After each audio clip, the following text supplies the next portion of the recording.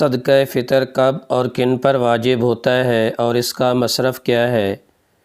جو مسلمان اتنا مالدار ہو کہ اس پر زکوٰۃ واجب ہو یا اس پر زکوٰۃ تو واجب نہیں، لیکن ضروری اسباب سے زائد اتنی قیمت کا مال یا سامان اس کے پاس موجود ہے جس کی قیمت 52.5 تولہ چاندی کی قیمت کے برابر پہنچتی ہو، تو اس پر عید الفطر کے دن صدقہ دینا واجب ہوتا ہے، چاہے وہ مال تجارت کا ہو یا نہ ہو، اور چاہے سال پورا گزر چکا ہو یا نہ گزرا ہو۔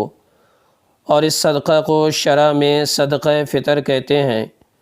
عید الفطر کے دن جس وقت فجر کا وقت آتا ہے، یعنی جب سحری کا وقت ختم ہوتا ہے، اسی وقت یہ صدقہ واجب ہوتا ہے، اور عید کی نماز کے لیے جانے سے پہلے اسے ادا کرنا ضروری ہے۔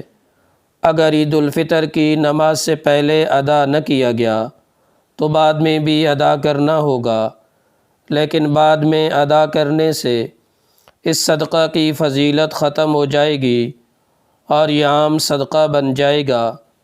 نیز عید الفطر کی نماز کے بعد تک تاخیر مکروہ ہے۔ غریب کی ضرورت کو مد نظر رکھ کر یہ صدقہ عید الفطر سے پہلے رمضان المبارک میں بھی ادا کیا جا سکتا ہے۔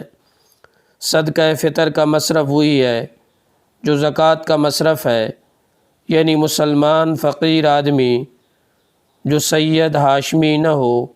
واللہ اعلم۔